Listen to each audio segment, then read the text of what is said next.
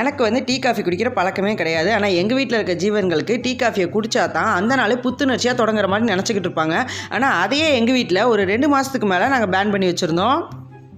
சரி, அதுக்கு பதில் ஏதாவது எனர்ஜி ட்ரிங்க் மாதிரி வாங்கி குடிக்கலான்னா அதில் ஒரு 100 கிராம் ப்ராடக்ட்டில் எவ்வளோ இன்க்ரீடியன்ட்ஸ் இருக்குன்னு பார்த்தோன்னே எனக்கு தலையே சுற்ற ஆரம்பிச்சிருச்சு. அதனால நானே வீட்டில் ரெடி பண்ணலான்னு சொல்லிட்டு பாதாமை சுடுதண்ணிக்குள்ளே போட்டு அப்படியே தோல் விரிச்சிட்டேன்.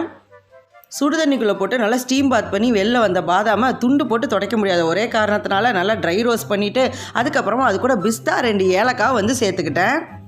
சரி, இப்படி மட்டும் செஞ்சுட்டா போதுமா? இந்த பவுடர் எடுத்து பாலில் மிக்ஸ் பண்ணும்போது சர்க்கரை தானே கலந்து குடிப்பீங்க அப்படின்னு சொல்லி நீங்கள் நினைக்கலாம். நான் அதுக்கு பதிலாக தான் வந்து கல்கண்டை வந்து இனிப்புக்காக சேர்த்துக்கிட்டேன்.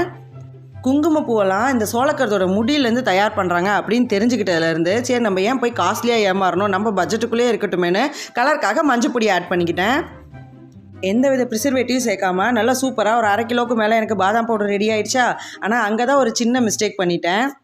போன மாதம் நான் பாதாம் பவுடர் ரெடி பண்ணும்போது அது கூட பால் பவுடர் வந்து மிக்ஸ் பண்ணியிருந்தேன். ஆனால் ஜப்பான்காரவங்களோட ரொம்ப வேகமாக நீ எதையோ பால் பவுடரில் மிக்ஸ் பண்ண மறந்துட்ட அப்படின்னு சொல்லி எங்கள் வீட்டு ஆளுங்க கரெக்டாக கண்டுபிடிக்கவும், அட ஆமாம்ல நம்ம பால் பவுடரை மிக்ஸ் பண்ணவே மறந்துட்டோன்னு சொல்லிட்டு ஒரு 20 ரூபாய்க்கு பால் பவுடர் வந்து வாங்கிட்டு வந்து திருப்பி எல்லாத்தையும் எடுத்து கொட்டி அது கூட பால் பவுடரை மிக்ஸ் பண்ணி அதுக்கப்புறம் எடுத்து ஃப்ரிட்ஜுக்குள்ளே ஸ்டோர் பண்ணி வச்சுட்டேன்.